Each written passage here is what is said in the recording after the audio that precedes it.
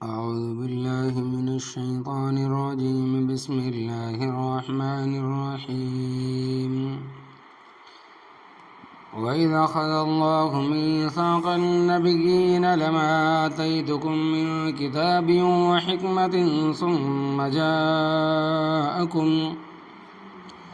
ثم جاءكم رسول مصدق لما معكم لتؤمنن به ولتنصرنه قال أقررتم وأخذتم على ذلكم إصري قالوا أقررنا قال فاشهدوا وأنا معكم من الشاهدين فمن تولى بعد ذلك فأولئك هم الفاسقون أفغير دين الله يبغون وله أسلم من في السماوات والأرض طوعا وكرها وإليه يرجعون قل آمنا بالله وما أنزل علينا وما أنزل على إبراهيم وإسماعيل وإسحاق ويعقوب والأسباط وما أوتي موسى وعيسى والنبيون من ربهم لا نفرق بين أحد منهم ونحن له مسلمون. لفظی ترجمہ. وَإِذْ أَخَذَ اللَّهُ، اور جس وقت لیا اللہ تبارک و تعالیٰ نے میثاق النبیین، وعدہ پیغمبروں سے، لما آتیتکم، وہ چیز جو میں تمہیں دوں گا، من کتابیوں و حکمہ، کوئی کتاب اور دانائی، ثم جاءکم رسول، پھر آئے گا تمہارے پاس رسول، مصدق لما معکم، تصدیق کرنے والا ہوگا اس چیز کی جو تمہارے پاس ہے، لتؤمنن بہ، البتہ ضرور تم اس پر ایمان لاؤ گے، ولتنصرنہ، اور البتہ ضرور تم اس کی مدد کرو گے. قال اقررتم، فرمایا پروردگار نے کیا تم نے اقرار کیا، واخذتم، اور لیا تم نے، علی ذلکم مصری، اس پر میرا وعدہ. قالوا اقررنا، کہنے لگے ہم نے اقرار کیا. قال فاشهدوا، رب تعالیٰ نے فرمایا پس گواہ بن جاؤ. وانا معکم، اور میں تمہارے ساتھ ہوں، من الشاہدین، گواہوں میں سے. فما تولا، پس جس نے اعراض کیا، بعد ذالک، اس کے بعد، فاولئک هم الفاسقون، پس وہی لوگ نافرمان ہیں.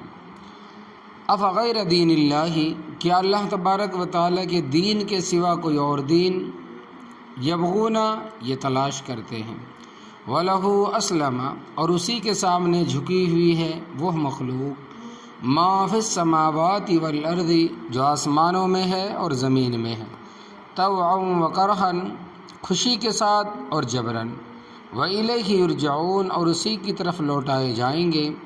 قُلْ آمَنَّا بِاللَّهِ، آپ کہہ دیجئے ہم ایمان لائے اللہ تبارک و تعالیٰ پر، وما انزل علینا، اور اس چیز پر جو ہم پر نازل کی گئی، وما انزل علی ابراہیم، اور اس چیز پر جو نازل کی گئی حضرت ابراہیم علیہ السلام پر، و اسماعیل و اسحاق و یعقوب، اور اسماعیل علیہ السلام، حضرت اسحاق اور حضرت یعقوب علیہ السلام پر، والاسباط، اور ان کی اولاد در اولاد پر، وما اوتی موسیٰ و عیسیٰ، اور اس چیز پر جو دی گئی موسیٰ اور حضرت عیسیٰ علیہ السلام کو، والنبیون من ربہم، اور سب نبیوں کو جو دی گئی ان کے رب کی طرف سے، لا نفرق، ہم نہیں تفریق کرتے، بین احد منہم، ان میں سے کسی ایک کے درمیان، ونحن له مسلمون، اور ہم اسی رب کے فرما بردار ہیں.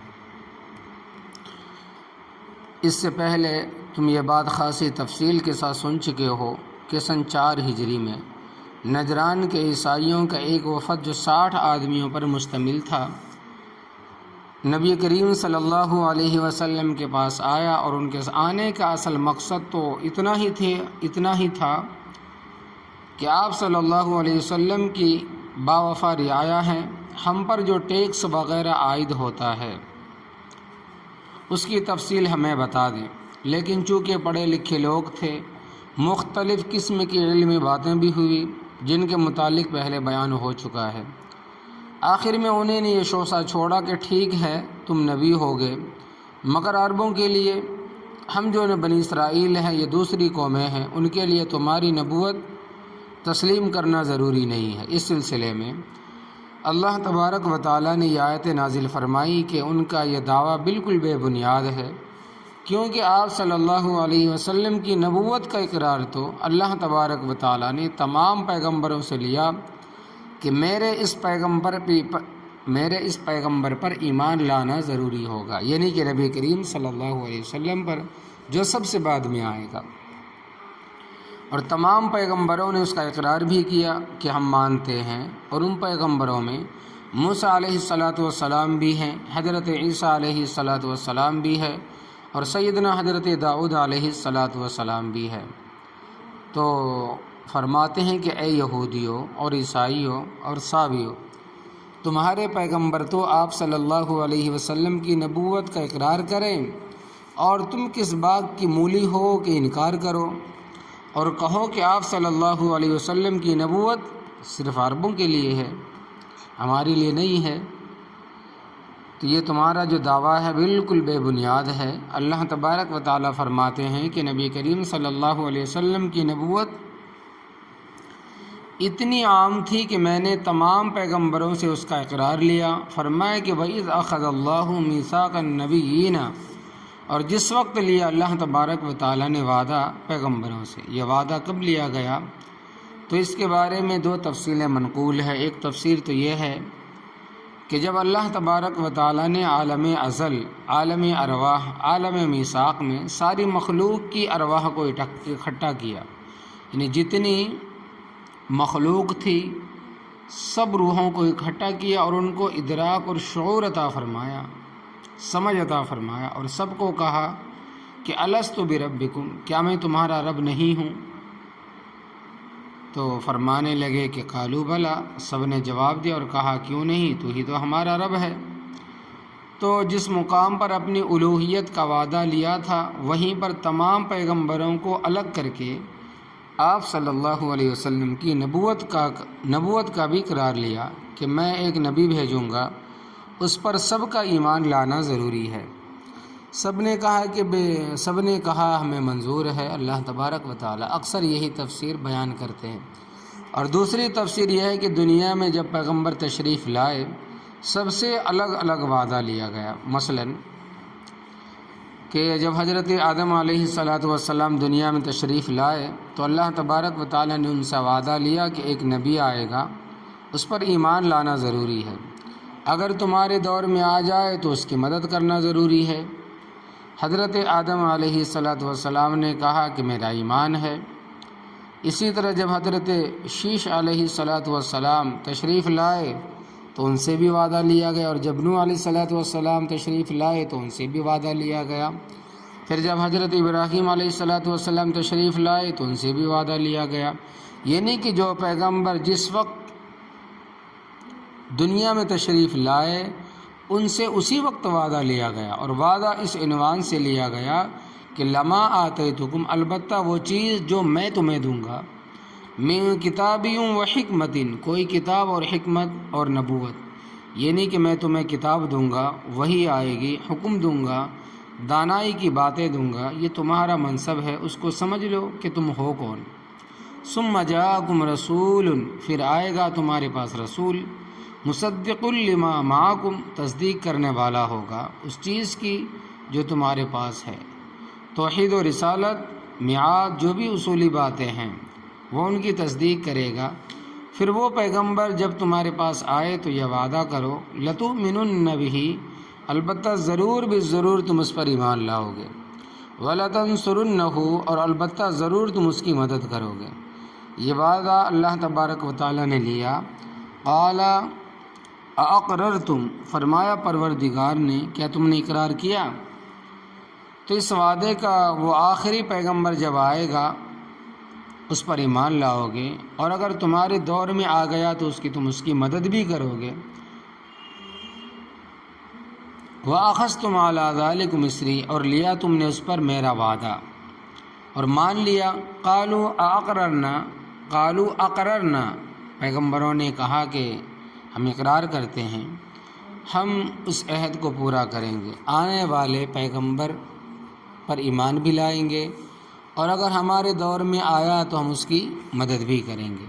قال فاشہدوا، رب تعالیٰ نے فرمایا کہ پس گواہ بن جاؤ کہ تم نے میرے ساتھ وعدہ کیا ہے، جو پیغمبر بعد میں آنا ہے تم اس پر ایمان لاؤ گے، اور اگر تمہارے دور میں آ گیا تو اس کی بھی مدد کرو گے۔ وَأَنَا مَعَكُم مِّنَ الشَّاهِدِينَ، اور حق کے گواہوں میں سے میں بھی تمہارے ساتھ ہوں کہ انہوں نے میرے ساتھ یہ عہد کیا۔ اب دیکھو کتنی عجیب بات ہے کہ اللہ تبارک و تعالیٰ نے تمام پیغمبروں سے نبی کریم صلی اللہ علیہ وسلم کی نبوت کا وعدہ لے، اور اگر ان کے دور میں آ جائے تو ان کی مدد بھی اور ان کا امداد کا بھی وعدہ، اور تمام پیغمبر اس کا اقرار بھی کرے، اور ان پیغمبروں کا نام لینے والے یہ کہے کہ ان کی نبوت ہمارے لیے نہیں ہے۔ کیا ان کی یہ بات درست ہے؟ مگر دنیا میں کوئی خاموش نہیں رہتا، کوئی نہ کوئی شوشہ چھوڑتا رہتا۔ عربی کا ایک مشہور مقولہ ہے کہ ما لا یدرک کلہ لا یترک کلہ، جو چیز ساری حاصل نہ ہو ساری چھوڑی نہ جائے۔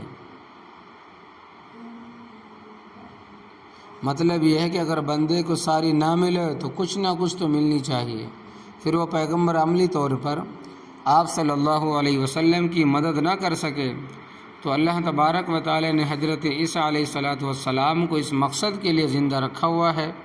وہ آسمان سے نازل ہوں گے اور آپ صلی اللہ علیہ وسلم کے دین کی مدد کریں گے، اور لَتَنْصُرُنَّهُ کا پورا ثبوت دیں گے۔ وہ اس طرح کے جامع مسجد دمشق میں امام مہدی علیہ السلام صبح کی نماز کی تیاری کرا چکے ہوں گے۔ فرشتے حضرت عیسیٰ علیہ السلام کو آسمان سے لے کر آئیں گے اور جامع مسجد دمشق کے مینارہ پر لا کر بٹھائیں گے۔ وہ مینارہ سفید رنگ کا آج بھی موجود ہے۔ جب میں یعنی کہ فرماتے ہیں کہ وہاں دمشق میں بہت سارے لوگوں نے انڈیا کے، پاکستان کے بہت بڑے بڑے جو عالم ہیں، دمشق کے وہ جامع مسجد اور وہ مینار آنکھوں سے دیکھا ہے۔ دروازہ بند تھا اور اندر نہیں جا سکے، اس وقت تو کھولنے کی اجازت نہیں تھی، اور انتظار میں فرماتے ہیں کہ دیکھنے والوں نے انتظار نہیں کیا چونکہ وقت تھوڑا تھا، پھر سیڑھیوں کے ذریعے نیچے تشریف لائیں گے۔ حضرت عیسیٰ علیہ السلام کے آنے کی آوازیں شروع ہو جائیں گی۔ اس وقت امام مہدی علیہ السلام مصلی پر کھڑے ہو چکے ہوں گے۔ جب سنیں گے کہ حضرت عیسیٰ علیہ السلام نازل ہو چکے ہیں تو مصلی سے پیچھے ہٹ جائیں گے، اور حضرت عیسیٰ علیہ السلام سے ملاقات کریں گے، اور حضرت عیسیٰ علیہ السلام کو کہیں گے کہ حضرت آپ نماز پڑھائیں۔ حضرت عیسیٰ علیہ السلام فرمائیں گے کہ نہیں، اب میری حیثیت امتی کی ہے، تمہارے پیچھے نماز پڑھوں گا۔ تو پہلی نماز فجر جامع مسجد دمشق میں سوق حمیدہ میں حضرت عیسیٰ علیہ السلام امام مہدی علیہ السلام کے پیچھے کھڑے ہو کر پڑھیں گے۔ نماز کے بعد اعلان ہوگا کہ حضرت عیسیٰ علیہ السلام تشریف لا چکے ہیں۔ مسلمانوں کی خوشی کی کوئی حد نہیں ہوگی۔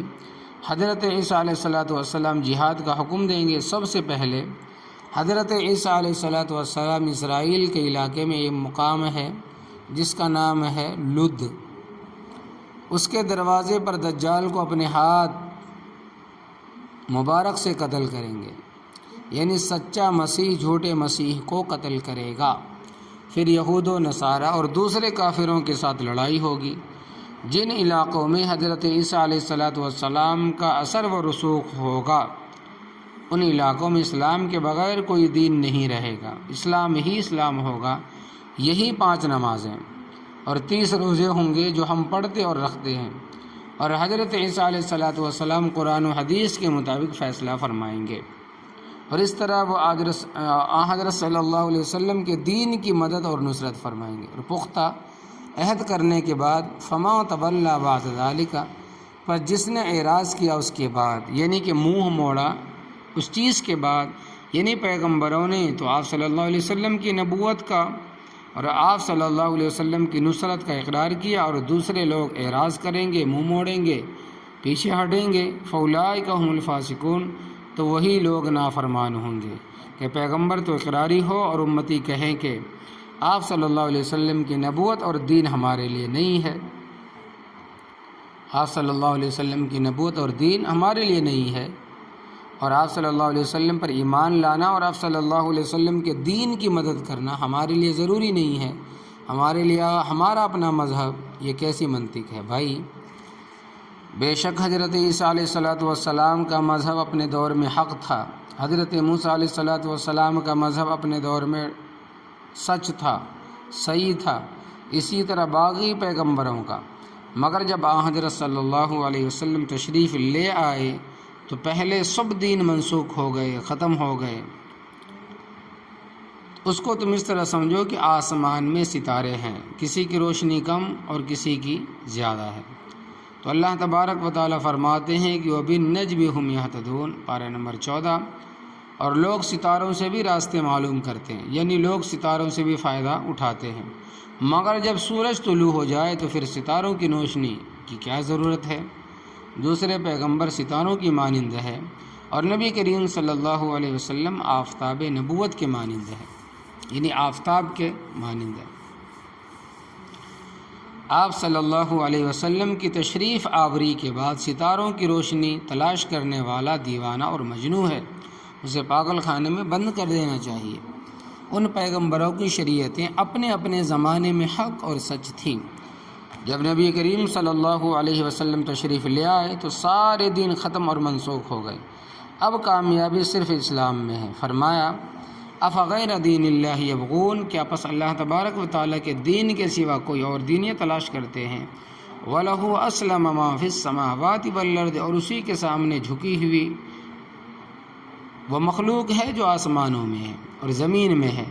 آسمانوں میں فرشتے ہیں یا جو بھی رب کی مخلوق ہے، سب اس کے حکام مانتے ہیں اور اس کے حکام کے سامنے جھکے ہوئے ہیں، اور جو زمین میں ہے وہ رب کے سامنے جھکے ہوئے ہیں، طوعا وکرہا، کوئی خوشی کے ساتھ جھکا ہوا ہے اور کوئی مجبوراً، اللہ تبارک و تعالیٰ کے حکم کے سامنے جھکا ہوا ہے۔ جو مسلمان ہے وہ سارے خوشی کے ساتھ رب کے سامنے سر جھکاتے ہوئے، سر جھکاتے بھی ہے اور جھکائے ہوئے بھی ہے، اور جو جہاد میں قید کر کے آتے ہیں پہلے تو وہ مجبور ہوتے ہیں، پھر اللہ تبارک و تعالیٰ ان کے دلوں میں اسلام کی محبت ڈال دیتا ہے اور وہ سچے دل سے قبول کر لیتے ہیں، تو وہ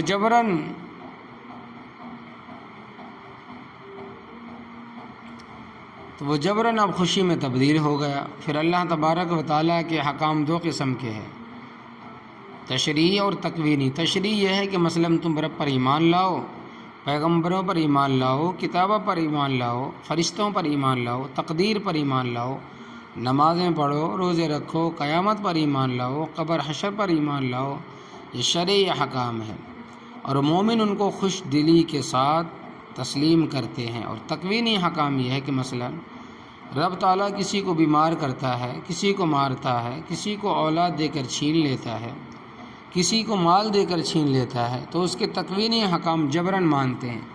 ہے کوئی جو انکار کرے کہ میں نے بیمار نہیں ہونا، میں نے مرنا نہیں ہے، یا میں اپنے اولاد کو مرنے نہیں دوں گا، یا مال ہاتھ سے نہیں جانے دوں گا، تو تکوینی حکام مومن کافر سب مانتے ہیں۔ مومن خوشی کے ساتھ راضی بر رضا الہی ہوتے ہیں، اور کافر رب کے یہ حکام ماننے پر مجبور ہوتے ہیں، وَإِلَيْهِ يُرْجَعُونَ، اور اسی کی طرف لوٹائے جائیں گے۔ یہ نہیں کہ جانا سب کو رب ہی کے پاس ہے، اور جب انسان اپنے ذہن میں یہ نقطہ بٹھائے گا کہ میں نے رب تعالیٰ کے پاس جانا ہے اور رب تعالیٰ نے مجھ سے نیکی و بدی کا سوال کرنا ہے، تو پھر تیاری بھی کرے گا۔ دیکھو اسکولوں، کالجوں، یونیورسٹیوں کے امتحانات ہوتے ہیں، ان کے لیے بچے خود بھی تیاری کرتے ہیں اور ماں باپ بھی تیاری کراتے ہیں، استاد بھی مجبور کرتے ہیں کہ تیار کرو، سب کو فکر لگی ہوئی ہوتی ہے۔ حالانکہ یہ امتحان آخرت کے امتحان کے مقابلے میں اس طرح ہے جس طرح بچوں کا کھیل ہوتا ہے، مگر اس کی کتنی تیاری ہوتی ہے۔ افسوس کہ آخرت کے سچے اور حقیقی امتحان کی تیاری بہت کم ہے۔ ہم میں سے کتنے اللہ تبارک و تعالیٰ کے بندے ہیں جو نمازیں پڑھتے ہیں، اور روزے رکھتے ہیں، رب تعالیٰ کی فرما برداری کر کے اس کے حکام کی تعمیل کرتے ہیں اور اپنے نصاب کی پوری زکوٰۃ نکالتے ہیں اور عشر ادا کرتے ہیں، میں یہ نہیں کہتا کہ بالکل نہیں ہے، بلکہ مجموعی حیثیت سے کہتا ہوں نسبت کیا ہے۔ 100 میں سے کتنے آدمی رب تعالیٰ کے احکامات کی تعمیل کرنے والے ہیں؟ تو جب یہ بات ذہن میں بٹھائے گا کہ رب تعالیٰ کے پاس جانا ہے تو پھر اس کی تیاری بھی کرے گا۔ آگے فرمائے کہ اہل کتاب نے تو حصے کیے ہوئے ہیں کہ یہودی کہتے ہیں کہ ہم حضرت موسیٰ علیہ السلام کے سوا کسی کو ماننے کے لیے تیار نہیں ہیں، صحابی کہتے ہیں کہ ہم حضرت داؤد علیہ السلام کے سوا کسی کو ماننے کے لیے تیار نہیں ہے، اور عیسائی کہتے ہیں کہ ہم حضرت عیسیٰ علیہ السلام کے سوا کسی کو نہیں مانیں گے۔ ہمارے وسعت قلبی اور فراخ دلی بھی سن لو۔ فرمایا کہ قل آمنا باللہ، اے نبی کریم صلی اللہ علیہ وسلم آپ کہہ دیجئے کہ ہم ایمان لائے اللہ تبارک و تعالیٰ پر، وما انزل علینا، اور اس چیز پر جو ہم پر نازل کی گئی، وما انزل علی ابراہیم و اسماعیل و اسحاق و یعقوب، اور اس چیز پر جو نازل کی گئی حضرت ابراہیم، حضرت اسماعیل، حضرت اسحاق اور حضرت یعقوب علیہ السلام پر، والاسباطی، اور ان کی اولاد در اولاد کی طرف جو نازل کی گئی، کیونکہ اسباط جمع ہے سبت کی، اور سبت کے معنی ہیں بیٹا اور پوتا، جو معنی ہوں گے اولاد در اولاد، اور خاص طور پر وہاں چونکہ یہودی اور عیسائی تھے جن کے ساتھ بات ہو رہی تھی، اس واسطے خصوصیت کے ساتھ فرمایا کہ وما اوتی موسیٰ و عیسیٰ، اور ہم اس چیز پر بھی ایمان رکھتے ہیں جو دی گئی حضرت موسیٰ، حضرت عیسیٰ اور سیدنا حضرت یعقوب علیہ السلام کو، والنبیون من ربہم، اور سب نبیوں کو جو دی گئی ان کے رب کی طرف سے ہم سب پر ایمان رکھتے ہیں۔ اور ظالموں، ہم تو سارے پیغمبروں کی قدر کرتے ہیں اور ان کی طرف جو رب کی طرف سے احکام نازل ہوئے ہیں ہم سب پر ایمان لاتے ہیں۔ لا نفرق بین احد منہم، ہم تفریق نہیں کرتے ان میں سے کسی ایک کے درمیان۔ اوپر چونکہ آمنا ہے، اس واسطے تفریق سے مراد ایمان کی تفریق ہے، ہم ایمان کے سلسلے میں تفریق نہیں کرتے۔ نؤمن ببعض ونکفر ببعض، بعض پر ایمان لائے اور بعض پر ایمان نہ لائے، بلکہ ہمارا سب پر ایمان ہے کہ سارے اللہ تبارک و تعالیٰ کے سچے پیغمبر تھے اور اپنے اپنے زمانے میں بہترین نمونہ تھے۔ باقی رہی بات درجوں کی تو وہ پیغمبروں کے اپنے اپنے درجے ہیں، جیسا کہ اللہ تبارک و تعالیٰ کا ارشاد ہے کہ تلک الرسل فضلنا بعضهم علی بعض، یہ سب رسول ہے، ہم نے ان میں سے بعض کو بعض پر فضیلت بخشی ہے۔ اور 15ویں پارے میں آتا ہے کہ وَلَقَدْ فَضَّلْنَا بَعْضَ النَّبِيِّينَ عَلَى بَعْضٍ، البتہ تحقیق ہم نے بعض پیغمبروں کو بعض پر فضیلت عطا فرمائی ہے۔ تمام پیغمبروں میں سب سے اعلیٰ اور بلند مرتبہ حضرت محمد الرسول اللہ صلی اللہ علیہ وسلم کا ہے، پھر حضرت ابراہیم علیہ السلام کا، پھر سیدنا حضرت موسیٰ علیہ السلام کا، وعلیٰ ہذہ القیاس دوسرے پیغمبر ہے، وَنَحْنُ لَهُ مُسْلِمُونَ، اور ہم اسی رب تعالیٰ کے فرما بردار ہیں۔ ہم تمہاری طرح نہیں ہیں کہ اپنی خواہشات پر چلیں۔ ان نجران کے لوگوں نے آخری پیغمبر کے متعلق یہ شوشہ چھوڑا کہ نبی ہوں گے مگر ہمارے لیے نہیں۔ بھائی، جب تمام پیغمبروں نے وعدہ کیا آپ صلی اللہ علیہ وسلم پر ایمان لانے کا اور نصرت کرنے کا، مدد کرنے کا، تو تم کون ہوتے ہو نہ ماننے والے؟ پھر تمہارا ان پیغمبروں پر ایمان کیا ہے کہ جس کو تمہارے پیغمبر مانتے ہیں اس کو تم نہیں مانتے؟ اللہ تبارک و تعالی حق سمجھنے اور حق کہنے کی توفیق عطا فرمائے، آمین یا رب العالمین۔ دعا فرما لیں۔